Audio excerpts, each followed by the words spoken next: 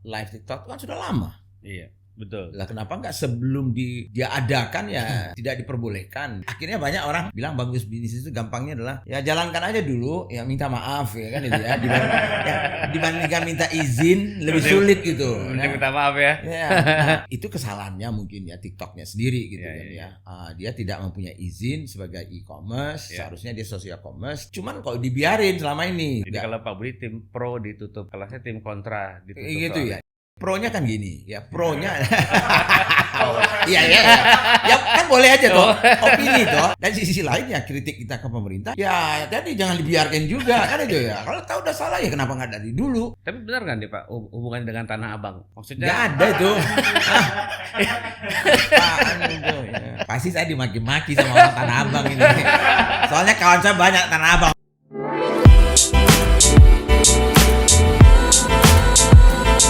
Assalamualaikum warahmatullahi wabarakatuh. Ketemu lagi kita di KA Talks. Kali ini sebenarnya tamu spesialnya selalu Pak Budi Isman. Apa kabar Pak? Baik Pak ya. Rutin. Nah dari rutin ke rutin kita bahas dulu nih Pak. Ada yang menarik udah pasti kita tahu sama-sama yang terjadi nih Pak. Gitu ya. Iya. Apa fenomena aneh apa nih?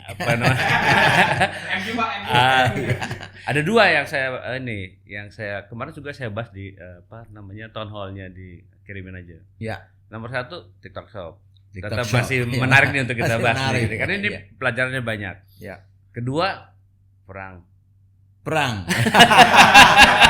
Iya.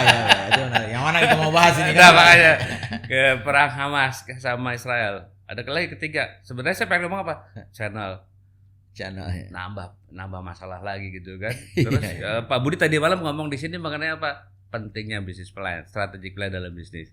Ya. Jadi ada 4 yang kayaknya dibilang kebanyakan ya kita ngalir aja Pak. Kan sebenarnya satu sama lain saling berhubungan kan? Iya. Okay. Betul. Sip. Oke, TikTok Pak. Ya. Dari terakhir kita ketemu sampai sekarang pasti banyak yang nanya soal TikTok ke Pak Budi. Iya, banyak banget. Heboh. Gimana? Pertanyaannya dan tanggapannya? Iya, sebetulnya banyak ya. Saya juga sudah banyak bicara di forum-forum gitu ya, di Instagram, termasuk di podcast yang lainnya ya. Ya itulah yang seperti yang saya bilang bahwa ada dua sisi ya sebetulnya kita lihat. Satu adalah sisi kemajuan dari peradaban, kemajuan dari teknologi gitu ya, dan juga perubahan dari perilaku konsumen yang bisa mempengaruhi cara kita membangun bisnis itu. Jadi, salah satunya yang tentunya yang lebih panas-panasnya ini kan adalah soal TikTok gitu ya. Nah, apapun yang dilakukan yang sudah diputuskan oleh pemerintah, ya itu kan haknya pemerintah ya. Dan juga kita melihat bahwa ada dua sisi ya. Satu adalah sisi reaksi ya. Jadi kadang-kadang kita mengambil keputusan itu karena sudah ada reaksi ya. Padahal misalnya contohnya live TikTok kan sudah lama. Iya, betul. Lah kenapa nggak sebelum dia adakan ya tidak diperbolehkan misalnya. Satu gitu. Yang kedua ya kalau sudah berjalan, kalau dia tahu ada dampaknya ya tutup, bukan sekarang. Jadi akhirnya seolah-olah jadi reaktif gitu. Iya, betul. Jadi reaktif apa yang harus dilakukan. Jadi kalau nggak diprotes ya dibiarin, kalau nggak ya kan itu. Jadi akhirnya banyak orang bilang bagus bisnis itu gampangnya adalah ya jalankan aja dulu, ya minta maaf ya kan itu ya. Dibandingkan minta izin lebih sulit gitu. Minta maaf ya. Karena salah satu problemnya yang saya lihat, dan ini fenomena yang sama sebetulnya ya. Kalau kita lihat dari mungkin 10 tahun yang lalu ya, awal-awalnya fintech gitu ya. Oh ya. Nah fintech itu kan ya itu yang pertama keluar fintech itu saya lupa nama startupnya itu ya. Mereka melakukan sesuatu dan pemerintah OJK waktu itu tidak punya aturan gitu mengenai ini sesuatu barang baru gitu ya kan gitu ya. Betul. Nah tapi memang bukan hanya di Indonesia ya, saya tidak menyalahkan pemerintahnya. Biasanya apakah itu di negara manapun yang namanya birokrasi pemerintahan itu biasanya selalu telat mengantisipasi gitu ya. Betul. Perubahan-perubahan itu dan nggak bisa. Jadi akhirnya selalu terlambat gitu. Betul. Nah akhirnya zaman sekarang apalagi dengan percepatan teknologi, ya anak-anak muda yang lebih kreatif, dia akan mencoba melakukan sesuatu yang secara aturan belum ada gitu. Nah kan nggak mungkin dia menunggu kan aturan itu ada gitu. Ya, betul. Sehingga dia hajar aja dulu minta izin, ya nggak ada mau izin apa kan itu. Betul. Nah akhirnya jalankan, baru setelah itu biasanya pemerintah bereaksi gitu ya, bikinlah aturan, bikin ini. Jadi nggak ada bedanya juga sebetulnya dengan ya fenomena TikTok ini kalau saya lihatnya. Nah mungkin kalau salah satu, kalau dulu saya mungkin kita Investri dulu atau Bogor Sejen bingung kali ya, karena kan salah satu yang awal fintech ya. Iya. Ada lagi dulu tuh Santara ya kalau nggak salah. Iya betul. Santara tuh kalau pas ngurus izin pasti bingung tuh kali. Iya. Masuk ke jalur mana nih gitu kan? Crowdfunding apa kan gitu ya. Fintech itu apa? Nggak ada jaminan. Padahal kalau kita yang bisa meminjamkan itu ada izin kan, lisensi kan. Kalau nggak bank, kalau nggak multi finance, ya kalau nggak koperasi gitu ya. Dan ada aturannya. Nah begitu tiba-tiba ada fintech misalnya. Nah jadi intinya satu, bahwa perubahan ini nggak mungkin bisa di stop toh. Betul. Ya kan ya. Jadi satu, kalau dari sisi pemerintah tentunya bagaimana pemerintah bisa mengantisipasi ya, kalaupun ya nggak mungkin dia bisa memforecast apa kejadian masa depan. Tapi minimal mengantisipasi dan mempercepat proses ya kalau ada sesuatu kategori baru atau sesuatu fenomena baru yang nantinya harus ada aturan-aturan yang mengikat supaya tidak merugikan konsumen, dia harus secepatnya melakukan itu. Nah, ini kembali lagi soal TikTok itu kan, ya jadi akhirnya sekarang ini live TikTok di stop karena ya izinnya ya tidak sesuai dengan itu. Nah, saya setuju banget gitu. Ya kita harus punya bisnis yang beretika, punya good corporate governance. Artinya kita harus mengikuti dong aturan-aturan yang ada di negara itu. Jadi itu kesalahannya mungkin ya TikToknya sendiri gitu kan ya. Dia tidak mempunyai izin sebagai e-commerce, seharusnya dia social commerce, tapi dia melakukan halnya, istilahnya KBLI-nya ya, udah salah gitu kan itu ya. Nah, cuman kalau dibiarin selama ini itu juga jadi pertanyaan kan gitu. Kan udah jelas sebenarnya selama ini itu melanggar. Lah iya dong, kan? Iya dong. Nah tapi kan sebelum diteriakin kan nggak ini kan gitu. Jadi kalau Pak Budi tim pro ditutup, kalau saya tim kontra ditutup. Gitu ya. Pro-nya kan gini, ya pro-nya, iya ya kan boleh aja toh, opini toh dan pendapat gitu ya. Jadi pro-nya itu bagi saya adalah pro bahwa bisnis siapapun bisnisnya itu, baik bisnis dalam negeri maupun orang luar negeri yang berbisnis di sebuah negara, termasuk Indonesia, harus ngikutin aturan. Itu saya setuju banget.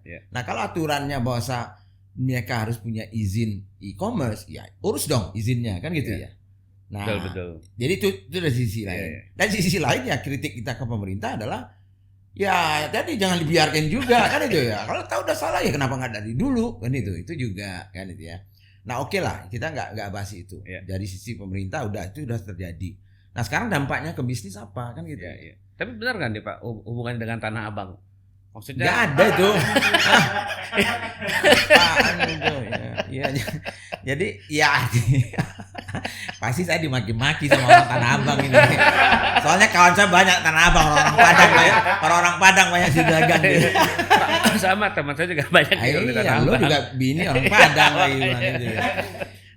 Ya enggak kan gini. Jadi kadang-kadang kita salah mengerti. Jadi saya juga sampaikan di podcast yang lalu. Jadi kita kadang-kadang menganalisa, kemudian seolah-olah mengambil kesimpulan itu tanpa melihat sebetulnya apa sih sebenarnya yang terjadi gitu ya. Jadi kita kayak kita menyelesaikan problem dengan membuat problem baru kan gitu ya.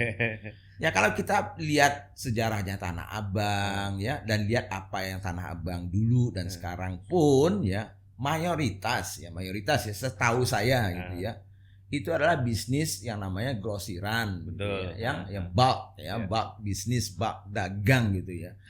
Jadi biasanya ya tentunya orang-orang yang seperti itu, apalagi yang orang itu jarang yang bermain di online ya, yang bulknya ya. Ada sih ada juga yang bilang gini kan, iya Pak. Tapi kan yang pemain-pemain online ini kan bisa langsung beli sekarang ini di daerah-daerah gitu. Lah yang jual di daerah siapa kan gitu ya. Nah, jadi artinya itu biasanya yang pemain online ini kan paling banyak itu mayoritas ini. Ya mungkin Pak Paras juga tahu lah gitu ya. Retail kan gitu ya, B2C gitu ya. Nah, sedangkan mereka itu lebih ke B2B. Jadi pengaruhnya ada, pasti ada gitu ya. Tapi seberapa besar sampai melakukan sesuatu tindakan yang cukup besar gitu ya. Walaupun tindakannya pemerintah sekarang ini ya benar kalau dilihat dari sisi izin kan itu ya. Tapi dari sisi teman-teman, nah ini ada juga data yang mengatakan 6 juta affiliate, reseller dan segala macam yang bermain di TikTok tuh akhirnya nggak bisa menggunakan, juga kehilangan pendapatan. Nah, saya nggak tahu data itu benar atau tidak. Tapi let's say lah nggak usah 6 juta lah, 1 juta aja lah misalnya ya. Yang ikut itu berarti ada 1 juta loh. Lebih banyak mana 1 juta itu dibandingkan Tanah Abang? Berapa orang sih ada di situ gitu. Nah, itu pertanyaan juga. Jadi saya soal izin itu kita setuju ya, setuju banget gitu ya. Tapi apa sih solusinya? Jadi saya dengar kan solusinya itu adalah boleh aja mereka melakukan itu ya, tapi izinnya diurus menjadi izin e-commerce. Jadi ada saja kemungkinan ya TikTok tuh punya 2 izin kan ya. Ada TikTok yang khusus yang sosialnya ya, sosial medianya, satu lagi sebagai social commerce-nya gitu ya. Nah, izinnya itu. Jadi lah itu mungkin yang mereka harus lakukan. Tapi yang sudah jelas adalah bagi teman-teman tentunya yang bermain dimanapun ya, bisnisnya offline, online ya, pakai apapun ya, e-commerce-nya segala macam itu, berarti ada sesuatu yang mereka harus persiapkan terus-menerus ya, untuk mengantisipasi kalau ya tadi itu terjadi perubahan-perubahan ya, baik dari sisi konsumennya maupun kebijakan-kebijakan pemerintah. Karena kalau tadi itu dia tidak antisipasi ya mati dia kan itu. Ya kebanyakan mungkin ya nggak antisipasi ya, karena benar sih gini Pak, memang membuka banyak peluang buat para affiliate TikTok gitu ya. Betul. Dan juga kita ketemu banyak nih yang memang mulai berbisnis akhirnya cuman modalnya cuman live TikTok. Dan it works gitu masalahnya gitu. Betul. Itu jadi uang gitu kan. Jadi menurut saya mungkin kalau kita ngomong nanti kita hubungan dengan tadi malam Bapak ngomong soal pentingnya strategic plan, business plan. Kan nggak ada Pak yang mungkin dalam bisnis plannya tahun lalu ya waktu bikin bisnis plan atau strategic plan mengatakan wah kita akan nambah channel TikTok masuk misalnya gitu kan. Tapi kan nggak ada yang akan bilang kita TikToknya akan tutup, jadi kita akan punya plan B, plan C kan gitu kan. Betul. Sebenarnya kan nggak ada kan yang kayak gitu kan. Nah betul. sama kayak tadi nih ngomong soal tahun depan akan ada perang kan nggak ada gitu. Nggak ada. Ini maksudnya saya merefleksikan sekarang ini sebenarnya zaman-zamannya waktu-waktunya buat orang teman-teman yang punya bisnis ya kan, seberapapun besar bisnisnya, waktunya untuk paling tidak bikin planning setahun ke depan. Kalau udah lebih besar bikinlah planning 3 sampai 5 tahun ke depan. Nah, ngambil dari pelajaran sini nih Pak, ya, TikTok tutup lah, ada perang lah gitu kan, yang nggak di planning kan, ini gimana nih Pak? Gitu. Betul. Ya itu dia. Jadi artinya kalau kita lihat ambil fenomena TikTok ya itu apa sih sebetulnya gitu ya? Dari sisi perencanaan bisnis ya, makanya saya cukup ngotor walaupun banyak orang yang bukan banyak sih, ada juga orang yang tidak setuju ya dengan apa yang saya sampaikan ini gitu ya, yang biasa kan nggak apa-apa, nggak ada masalah juga kan itu ya. Ini kan masalah preferensi masing-masing dong. Saya masih percaya bahwa sebesar apapun, sekecil apapun sebuah bisnis itu harus ada rencana. Gitu ya. Walaupun rencana itu misalnya tidak rumit-rumit amat, tidak canggih-canggih amat. Kalau segoblok-gobloknya rencana dalam otak lah minimal, kalaupun nggak ditulis kan itu ya. Masa nggak ada rencana sih kan? Iya kan, minimal kan otak kita jalan dong. Misalnya hari ini saya mau kemana, ya kan nggak ditulis dong. Dalam otaknya sudah ada, saya mau kesini, itu kan rencana juga gitu. Betul. Jadi segoblok-gobloknya itulah gitu kira-kira kan itu ya. Tapi kan artinya kan rencana juga. Nah, tapi yang lebih bagus lagi adalah tentunya rencananya sudah lebih baik ya, lebih komprehensif. Nah, kenapa itu penting? Walaupun tadi ya Pak Paras mengatakan, loh kan itu nggak bisa diantisipasi toh TikTok yang tutup. Perang Hamas Israel kan nggak bisa diantisipasi, betul ya kan itu. Nah itulah kalau kita cerita soal business plan, rencana bisnis itu, dan juga kita bicara di Smart Business Map, gitu ya. Kalau kita baca ada pertanyaan nomor 5. What factors will impact your business? Apa saja faktor-faktor di luar sana yang akan bisa mempengaruhi bisnis kita baik secara positif maupun negatif. Nah, salah satu yang terbesar sebetulnya faktor-faktor itu adalah kebijakan pemerintah. Nah, ini contohnya TikTok itu kan gitu. Nah, lalu juga ada misalnya ya tadi itu faktor-faktor lainnya. Misalnya ya tadi perang, misalnya politik dan segala macamnya. Nah, dari sisi kita yang kata Pak Paras tadi itu bahwa kita kan nggak bisa antisipasi memprediksi lah perangnya atau TikTok itu. Tapi minimal kita sebagai pebisnis itu bisa melihat arahnya seperti apa. Jadi saya tidak mengatakan pasti ada plan B, plan C kan gitu ya. Tapi kita punya kalau bisnis-bisnis yang besar ya, dan ini bisa juga kita adopsi untuk bisnis yang kecil ya. Itu namanya risk management. Kan gitu ya. Jadi bagaimana mengurangi risiko lah. Memang nggak bisa itu pasti 100% kita prediksi itu. Ya tahun depan seperti apa. Tapi mengurangi risiko bagaimana itu kan antisipasinya misalnya. Nah, itulah rencana-rencana itu salah satu faktor utama yang dianalisa di awal sebuah bisnis plan adalah apa saja sih faktor-faktor luar itu yang akan mengganggu bisnis kita. Nah, sehingga pada saat kita membuat planning itu walaupun plan A, plan B, plan C-nya itu kita tidak buat, tapi di dalam membuat rencana itu kita sudah mengantisipasi kalau trennya seperti ini, seperti apa sih yang harus kita lakukan. Nah, ini masih kalau balik TikTok Pak ya. Kemarin saya baca kalau nggak salah di Bloomberg gitu ya. Jadi TikTok tuh lagi nge-push timnya yang kan untuk Asia Tenggara, timnya di Singapura. Lagi kerja 24 jam sehari, 7 hari seminggu, menyiapkan dalam waktu 1 bulan TikTok Shop-nya ini siap. Nah, jadi kalau dengan izin yang benar ya. Nanti aplikasinya dulu Pak. Oh, aplikasinya. Di Singapura tuh kan aplikasinya. Betul. Jadi ini kayak apa namanya? Project overnight lah gitu ya. Karena dalam 1 bulan tuh tim harus kerja menyelesaikan satu bentuk aplikasi yang untuk TikTok Shop nih katanya kan. Nah, ini kan mungkin informasi yang juga bisa dibaca orang terbuka, kita tahu ini misalnya. Kalau kayak gini, lalu apakah kita ini ngomong tadi dalam plan di otak kita nih gitu kan ya. Apakah berarti di otak kita bilang, oh berarti tahun depan saya tetap akan buka TikTok gitu.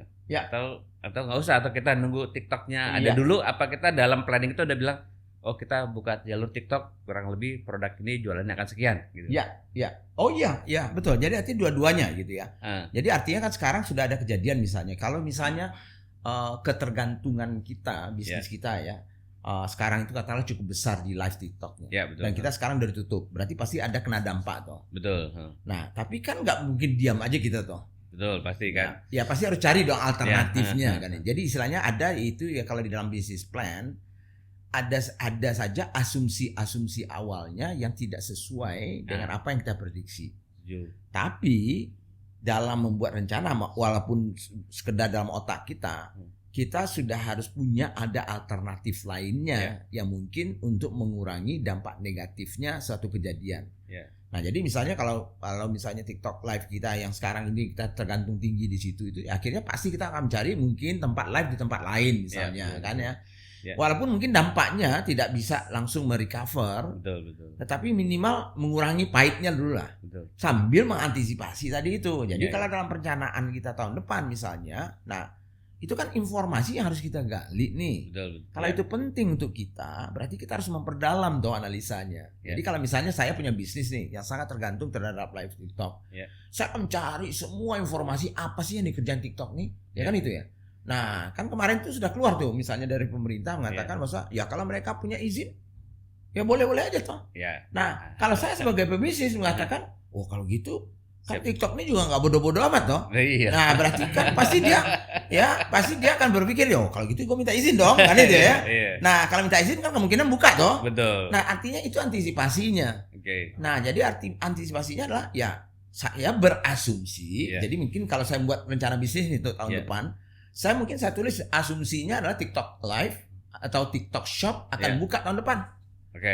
Ya kan gitu. Jadi, tapi antisipasi saya sekarang yang jangka pendek saya pindah dulu nih ke channel yang lain kan itu ya.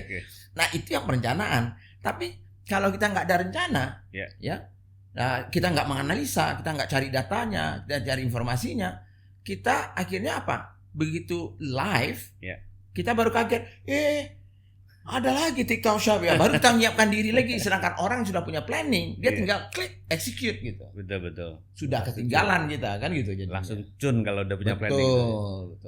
misalnya gini, contoh aja lah kita punya produk salep buat gatal. Ya. Gatayin. Gatacin. Kan sekarang lagi musimnya herbal, kalau nggak kosmetik gitu kan. Gatayin lah misalnya. Asal nongol aja. Jadi sekarang katakanlah sekarang Gatayin ini kita udah live TikTok gitu kan. Karena ini kan fenomena yang ada live TikTok tutup, mungkin kebanyakan sekarang larinya ke Shopee. Atau mereka kalau saya tahu teman-teman mungkin mulai main Facebook Ads lagi. Ya, betul. Lagi gitu betul. Kan ya. Paling tidak 2 itunya lah ya. Mitigasi yang sekarang jalanin.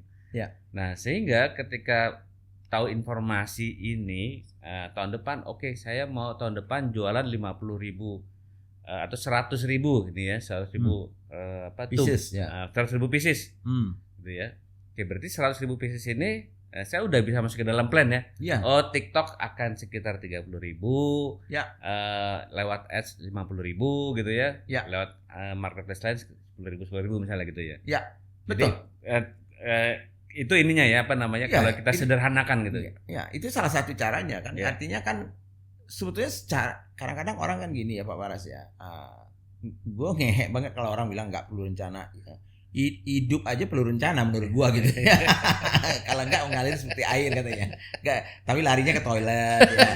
Enggak suar gitu ya. Jadi kayak air jadi hitam lu masuk got gitu. Tapi teman-teman yang suka seperti air mengalir ya boleh-boleh aja sih kan. Saya juga tidak ya berdoa aja kita masuk surga airnya gitu kan ya. Nah, jadi maksudnya itu adalah planning atau rencana bisnis itu sebetulnya tidak susah-susah amat gitu. Kalau kita tahu polanya gitu ya. Nah, jadi artinya apa? Misalnya tadi itu, yang penting itu kan bisnis kita tahu. Kita mau cari profit itu salah satu tujuannya ya. Nggak mungkin nggak gitu ya. Walaupun ada tujuan-tujuan yang lain gitu ya. Nah, rumusnya profit kita bicara semalam itu gampang. Misalnya selalu kita gembar-gemborkan di SBM. Cuman revenue, omset Anda dikurangi dengan biaya.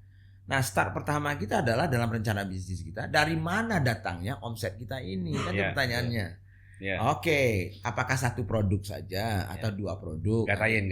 Satu produk. Satu produk aja biar aman. Gatain. Nah, jadi satu produk kita bangun dan kita mau jual itu ya untuk memenuhi kebutuhannya konsumen. Nah, sekarang waktu kita menjual itu caranya bagaimana kan gitu ya, dan bagaimana caranya kita menjual lewat channel-channel apa kan gitu ya.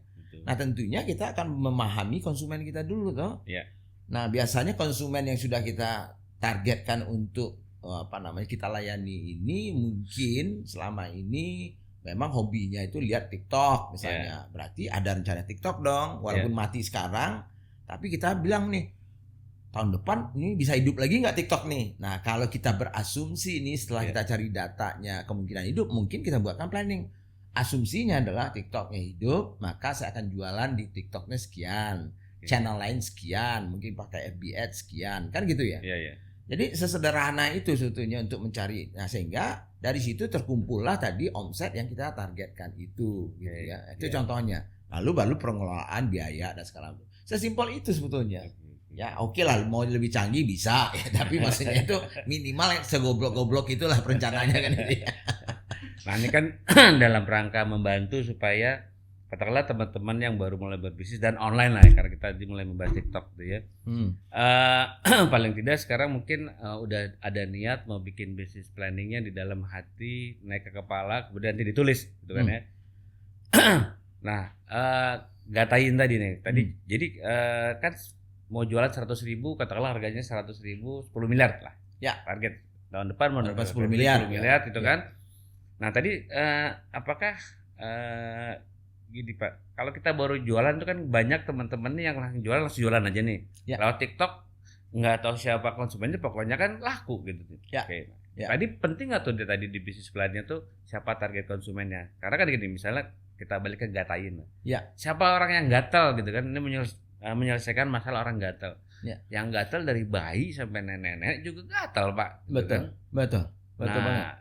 Dalam hal seperti ini gimana mau menerapkan rencananya nih Pak dalam bisnis plan yang Nah, jadi itulah makanya ada kan kemarin sempat juga itu heboh, bukan heboh sih, viral juga bahwa ada artis atau apa selebritis gitu ya yang coba live di TikTok. Ya, tapi sepi kan gitu ya. Loh, kok bisa kan gitu ya? Jadi kadang-kadang kan gini. Karena melihat ada orang jualan 10M, wah, 40M dan segala macamnya di TikTok misalnya itu seolah-olah semuanya akan bisa seperti itu. Betul, ya. Itu ya, itu kalaupun yang 40M dan 10M itu benar gitu ya. Oke. Nah, tapi kan itu maksudnya kan gini. Jadi belum tentu ya sasaran kita itu kebiasaannya itu sama dengan yang kita asumsikan. Ya. Jadi kita berasumsi yang orang ini semuanya akan beli lewat TikTok misalnya. Ternyata mungkin produknya nggak tepat di situ. Atau sasaran orangnya siapa itu nggak tepat di situ, sehingga memilih customer kita dan memahami customer kita itulah step awalnya sebetulnya. Kalau kita sudah punya produknya pasti dong produk itu kan nggak ada produk yang bisa untuk semua orang. Ya kan itu. Tapi kalau orang gatal tadi Pak dari tadi itu sama kayak air. Mana coba? Semalam kan saya bilang air. Jangankan itu. Kucing, anjing, kuda pun butuh air kan gitu ya. Tanaman pun butuh air. Tapi kok banyak merek-merek itu yang ada air di seluruh Indonesia pun banyak yang bangkrut. Ya kan itu. Dan tidak semuanya, misalnya Equil. Itu semua orang enggak? Iya enggak. Loh, air enggak itu? Air enggak itu? Air. Loh, air toh. Nah, kenapa enggak dia jual untuk semua orang kan gitu ya? Nah, jadi itu akhirnya ya tadi itu intinya adalah kalau kita mencoba menjual ke semua orang, berarti kemungkinan besar kita akan gagal karena tidak spesifik ya, terlalu generik ya. Apa desain dari produknya, pricingnya segala macam. Jadi memahami itu. Nah, yang paling gampang Pak Baras ya sebetulnya yang saya selalu sampaikan ke teman-teman itu adalah kalau Anda belajar Smart Business Map, 12 pertanyaan itu 50% dari business plan Anda itu sudah selesai sebetulnya. Karena di situ pemilihan kategori kita masih mau bermain nggak dengan di kategori ini tahun depan misalnya ya. Nah, produk kita ini mau di-redesign kembali atau tidak dengan market yang mungkin shifting, dengan behavior yang berbeda kan itu ya. Nah, kita melihat lagi tadi itu faktor-faktor apa saja yang mempengaruhi bisnis kita, bagaimana mengantisipasinya. Betul. Jadi semua itu sebetulnya itu sudah 50-60% sebetulnya bisnis plan Anda sudah bisa selesai sebetulnya di situ, tinggal merapikan dan juga memikirkan lebih detailsnya. Urutannya gitu ya. Urutannya gitu. Kalau saya coba balik ke contoh yang praktis tadi lah, misalnya Gatayin kita sudah definisikan produk kita adalah untuk katakanlah jadi teman-teman nih dulu target marketnya siapa kan ya, harganya berapa gitu kan ya. Betul. Disesuaikan segala macam. Oke, TikTok salah satu channelnya bisa jadi lewat Facebook Ads, bisa lewat social commerce atau katakanlah Shopee, Tokped gitu ya. Ada target ini, ada biaya yang harus diperkirakan sehingga tahun depan profitnya akan berapa. Itu mungkin yang secara simpel business plan. Betul. Nah, tadi malam kan Pak Budi ngomong strategic plan. Nah, jadi bedanya membuat business plan yang katakanlah simpel dulu gini Pak, sama harus membuat 5 tahun strategic plan tuh apa nih buat si pemilik Gatayin ini nih.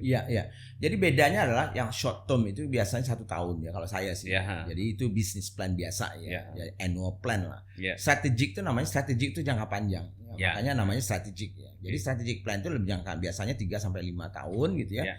Nah, kenapa saya juga kalau bisnis kita mau berkembang dan mau besar ya, kita penting melihat ini. Contohnya aja ada teman kita yang tadinya dia hanya jualan produk, dia maklon tempat orang lain. Nah, sekarang rencananya bikin pabrik. Emang bikin pabrik itu bisa mikirnya hanya setahunnya aja? Pasti enggak dong. Ya kan itu. Berarti mungkin tahun depan saya baru punya uang, tapi jadinya pabrik mungkin tahun kedua. Ya kan nggak mungkin satu malam kita bikin pabriknya kan. Berarti kalau kita membuat rencana bisnis hanya 1 tahun, maka itu tidak masuk dalam rencana kita. Nah, itu contohnya aja ya. Dan belum lagi misalnya kita mau ekspansi nih. Tadinya kita hanya 1 kota saja misalnya di Jogja. Ya. Kan nggak mungkin dalam 1 tahun kita seluruh Indonesia langsung. Tahapannya seperti apa? Oh, tahun pertama saya di sini, tahun kedua saya mau di sini. Karena supaya kita bisa lebih detail dan lebih terkonsentrasi. Jadi bedanya strategic plan itu biasanya adalah jangka panjang ya untuk mencapai dream kita yang visi yang sudah ditetapkan itu. dan kemudian kita pecah-pecah itu menjadi tahunannya, sehingga itu ya eksekusinya di tahunan itu, dan setiap tahun itu pun bisa kita revisi kalau memang asumsinya itu salah gitu. Kalau tadi ngomong ya, ini saya balik lagi nih Pak, ya. Jualan salep gatain di TikTok punya uang. Ya. Oke, sekarang saya mau memperbaiki diri, saya bikin bisnis plan, terus kata Bapak bikin 5 tahun ya ke depan. Jadi karena dalam ngomong 5 tahun itu mungkin kita bisa bilang, oh kita mungkin saya mau jualannya omsetnya jadi 50 miliar dalam 5 tahun gitu kali ya. Ya, betul. Terus apalagi Pak yang bisa menjadi, soalnya ngomongnya kan berat nih, visi dream gitu Pak ya. Kalau buat orang yang baru berbisnis kemudian tadi jualan TikTok dapat duit kok. Jadi jutawan itu kan. Iya. Jadi kira-kira apa Pak? Mungkin nggak kepikiran nih buat si pemilik salep gatain 5 tahun, visi apa Pak ya kan itu kan? Iya, betul. Apa Pak gitu kan? Betul. Nah jadi kita sebetulnya 5 tahun itu ya visi yang jangka panjang gitu ya. Dan tadi itu banyak sekali kalau kita nggak punya visi jangka panjang itu banyak hal yang akhirnya ya kita tidak bisa merencanakan dengan baik ya karena kita jangka pendek aja. Memang mungkin saja kita mengatakan saya sudah bisa mendapatkan beli mobil, beli rumah dalam 1 tahun ini. Ya kalau Anda nggak punya mimpi yang lebih besar lagi ya Anda jalaninya setahun. Tapi kalau kita nggak punya rencana tahunan dan yang lebih panjang itu, kemungkinan banyak hal-hal yang berubah yang kita tidak antisipasi duluan gitu. Nah akhirnya tadi itu contohnya, kalau orang nggak punya rencana lain, ya TikTok mati, dia ikut mati langsung. Nah padahal kalau jangka panjang kita sudah punya jalan-jalan lain yang kita buat sebagai jalan untuk menuju goals yang lebih panjang itu. Jadi kita pemain jangka panjang intinya ya. Jadi nggak akan terpengaruh karena misalnya satu channel atau satu produk atau satu segmen customer mati kan gitu ya, atau tutup gitu kan ya. Jadi pentingnya jadi gini, kalau saya sampaikan misalnya tadi saya pemilik salep gatain. 5 tahun lagi saya mau adalah agak besar ya, omsetnya 100 miliar. Dan dalam waktu 5 tahun saya mau IPO gitu ya, supaya keren gitu ya. Betul. Jadi itu termasuk visi ya. Masuk. Itu. Dalam menuju 100 miliar itu dalam tahun ketiga, tahun keempat saya rencanakan saya mau bangun pabrik. Contoh gitu ya. Betul. Nah, itu semua kalau kita mundur tahun ketiga saya harus apa, kedua berapa, satu apa, berarti kita punya proyeksi sales akan berapa. Biar orang akan berapa, biar berapa, profit berapa gitu ya. Menuju yang 5 tahun lagi gitu ya. Betul sekali. Itu yang dibangun ya. Itu yang dibangun, termasuk jalan-jalannya, how to-nya ya, bagaimana caranya untuk mencapai itu semuanya gitu. Angka dulu apa how to dulu Pak? Dua-duanya bisa. Tergantung pendekatannya. Kalau saya lebih suka angkanya aja simpel. Angka dulu ya. Angka aja. Lo mau apa sih? Lalu baru cari jalannya gitu ya. Nah, kalau teman-teman suka jalan aja dulu. Soal dapat atau tidak itu lain lagi pikirannya kan gitu. Soalnya sekarang ini kan bahasa yang agak agak umum udah nih mau IPO gitu. Mau exit gitu kan. Iya, betul. Jadi saya rasa itu bisa dijadikan itu salah satu mimpi. Target. Bisa target ya kan? Betul sekali. Saya mau IPO, saya mau exit gitu kan. Betul banget.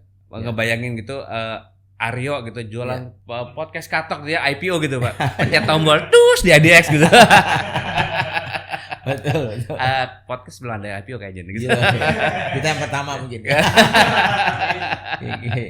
Gitu. Jadi gitu ya. Nah, balik teman-teman 5 tahun itu walaupun kelihatan kalau tadi Pak Budi bilang di dalam mimpi kita itu ya bener lah sederhana tadi cuma di dalam otak, tapi ya paling nggak tulis secara sederhana. Betul. Kita punya 5 tahun mau ngapain gitu ya.